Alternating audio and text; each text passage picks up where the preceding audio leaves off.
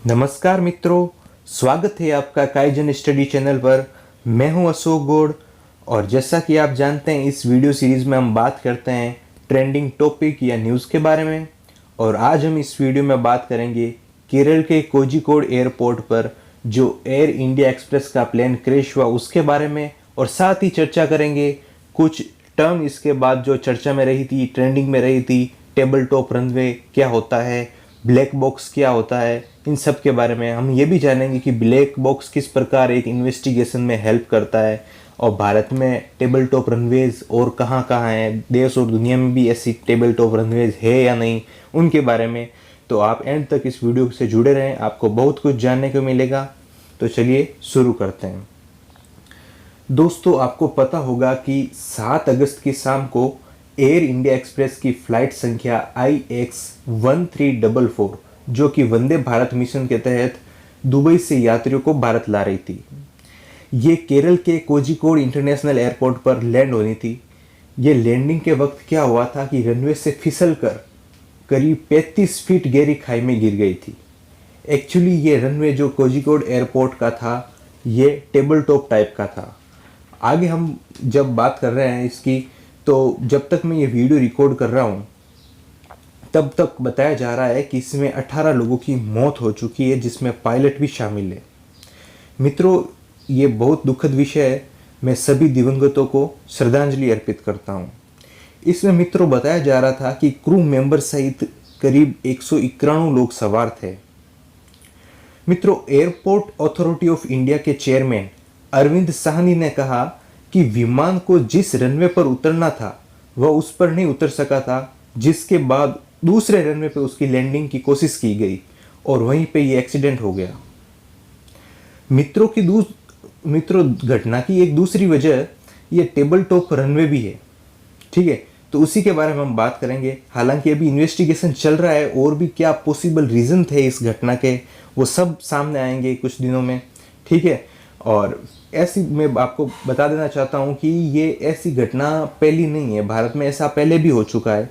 आपको पता होगा 2010 में मैंगलोर एयरपोर्ट पर भी इसी तरह का हादसा देखने को मिला था। वहाँ पे भी मतलब लगभग 160 लोगों की जान चली गई थी। ऐसा हादसा 2010 में भी हो चुका है अपने भारत में भी, और ऐसा दुनिया के दूसरे कोने में भी हो चुका है। जैसे कि हम बात करते हैं, नेपाल में भी ऐसा हादसा हुआ था 2008 में, उसके बारे में भी हम आगे चर्चा करेंगे।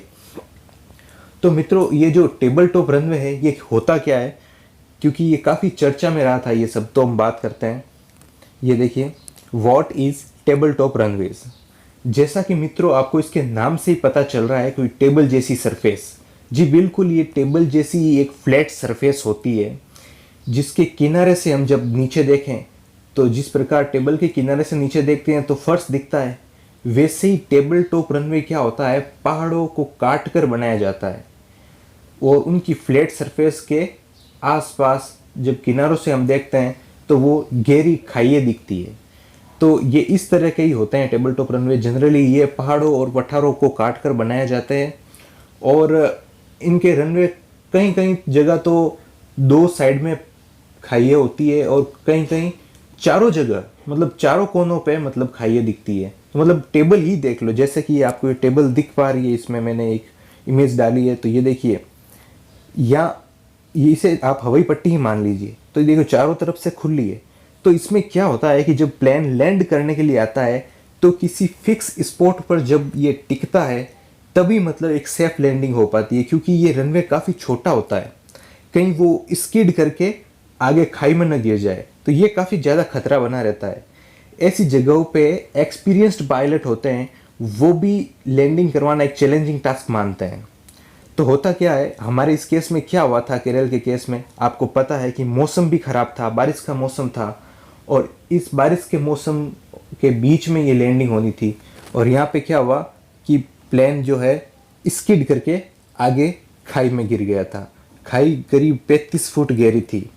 तो ये काफ़ी इसमें ध्यान रखना होता है। जैसे इस टेबल पे मान लो, इसी को हवाई पट्टी माने, तो ये अपनी इस जगह पे, जैसे मैं आपको बताना चाहूँगा, एक सेकेंड। देखिए, मान लीजिए इसको यहाँ पे रुकना था, ये जो मैंने रेड डॉट किया है, यहाँ पे ये जब रुकेगा तब कहीं जाके प्लेन लैंड होने के बाद भी कुछ देर तक ट्रेवल करता है, आपको पता होगा, अचानक से प्लेन रुकता नहीं है। तो ये यहीं पे रुकेगा तो ये सेफ लैंडिंग होगी, क्योंकि ये जो ये है ये काफ़ी छोटी डिस्टेंस रह गई है। और ये हुआ क्या था कि ये आगे जाके रुक गया, तो हुआ क्या, ये स्किड होके नीचे गिर जाता है। तो ये काफ़ी खतरा रहता है ये टेबल टॉप रनवे के केस में, ठीक है।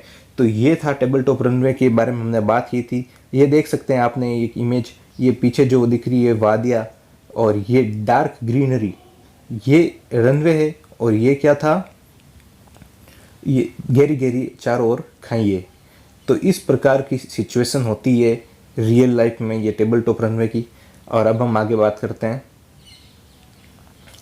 Table top runways in India. मित्रों देखो, डीजीसीए जो directorate general of civil aviation है, वो देश में करीब 11 एयरफील्ड को क्रिटिकल एयरफील्ड मानती है।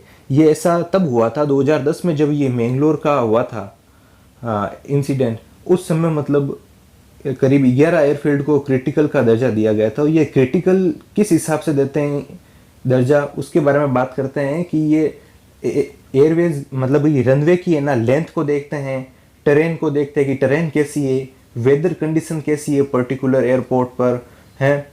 और मतलब यहाँ पे ऑपरेशन के लिए स्पेशल क्वालिफिकेशन चाहिए होती है, बिल्कुल सावधानी बरतनी होती है। तो वो सब बात होती है यहाँ पे जहाँ क्रिटिकल एयरफील्ड घोषित किए गए हैं। तो देश में हमारे कई क्रिटिकल एयरफील्ड है, जिसमें से हम कुछ के बारे में बात करते हैं, जैसे कि कर्नाटक का मैंगलोर एयरपोर्ट, मिजोरम का लेंगपुई एयरपोर्ट, हिमाचल प्रदेश का शिमला व कुल्लू एयरपोर्ट। मित्रों आपको बता देता हूँ कि हिमाचल प्रदेश में कांगड़ा नामक एक एयरपोर्ट है, वो बेहद खतरनाक माना जाता है। ये लगभग 2492 फीट ऊंचाई पर है और ये हिमाचल प्रदेश की विंटर कैपिटल धर्मशाला से लगभग 12 किलोमीटर दूर स्थित है, ठीक है। तो हिमाचल प्रदेश में भी कई ऐसे एयरपोर्ट है जो टेबल टॉप रनवे की स्थिति में है। और फिर बात करते हैं सिक्किम का पेंगयोक मतलब कि सिक्किम में भी पेक्योंग एयरपोर्ट जो है, पेक्योंग, वो एयरपोर्ट भी टेबल टॉप रनवे का है।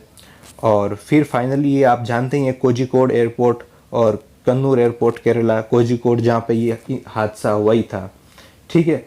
और इसी के अलावा मित्रों कुछ ऐसी एयरफील्ड भी है जो एयरफोर्स के हाथों में है, जैसे कि ये क्या कहते हैं, लेह का कुशोक बाकुला रिम्पोचे नाम से एक एयरफील्ड है, कुशोक बाकुला रिम्पोचे एयरपोर्ट, ये लेह में है। तो ये भी काफ़ी हाइट की वजह से दुनिया में चर्चित रहता है। तो ये काफ़ी ज़्यादा हाइट पे है और ये भी टेबल टॉप की स्थिति है, चारों ओर आप जानते हैं बर्फ़ों से घिरा पहाड़ दिखते हैं वहाँ पे। तो और अब हम बात करते हैं कि ऐसे एयरपोर्ट भारत के अलावा भी कहीं और है क्या। तो बिल्कुल मित्रों, ये नेपाल का लुकला एयरपोर्ट वो भी इसी तरह का है, नेपाल का लुकला एयरपोर्ट। इसके चारों तरफ हिमालय की पहाड़ियाँ है और यहाँ भी 2008 में हादसा हुआ था, आपको ध्यान होगा 2008 में यहाँ भी एक हादसा हो चुका है, ऐसा ही प्लेन मतलब क्रैश कर गया था, आग लग गई थी, उसके बारे में हम बात की थी हमने। और अब हम बात करते हैं भूटान का पारो एयरपोर्ट।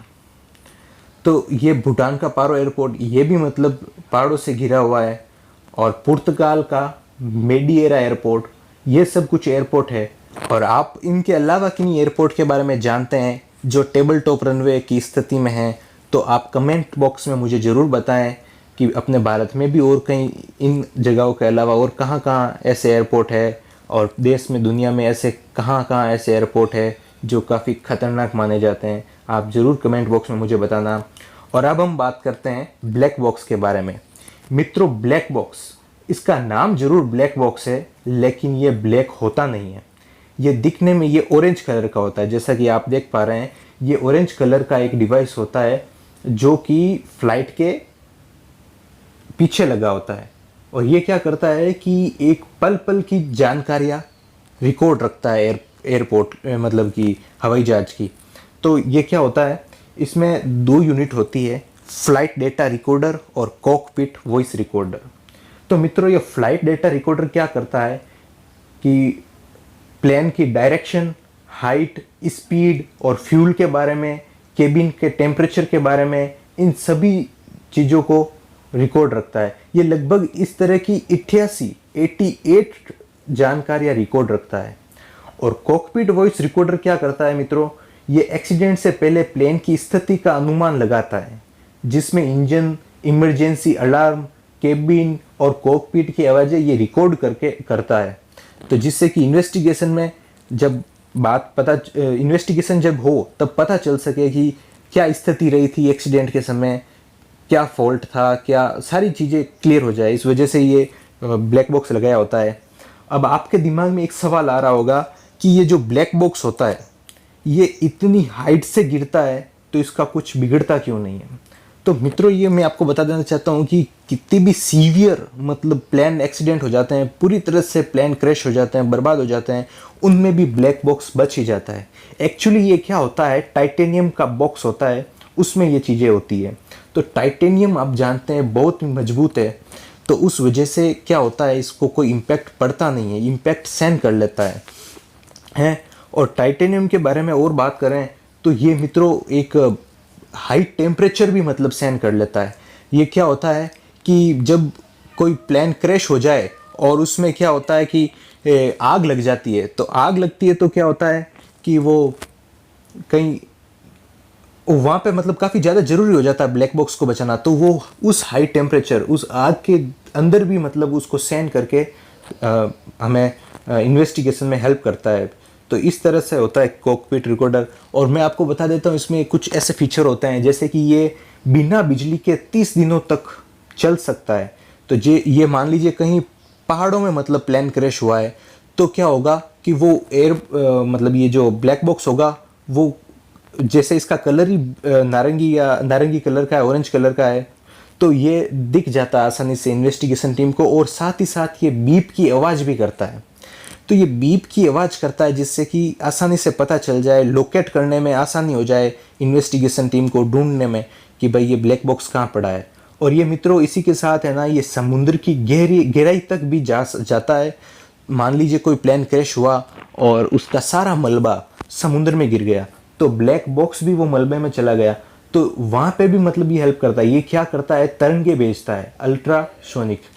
तो इस प्रकार ये ना हेल्प करता है, अल्ट्रासाउंड भेजता है, तरंगे, और साथ ही साथ आप जानते हैं बीप की आवाज़ ये करता है। तो उस प्रकार ये हेल्प कर देता है इन्वेस्टिगेशन टीम को कि सर्च करने में। तो ये था आज हमारा वीडियो।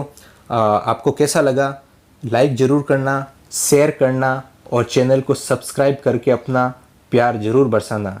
और जाते जाते मैं आपसे सवाल पूछना चाहता हूँ कि भारत के सिविल एविएशन मिनिस्टर कौन है, नागरिक उड्डयन मंत्री कौन है भारत के, उनका नाम कमेंट बॉक्स में ज़रूर बताना। धन्यवाद, आज के लिए इतना ही।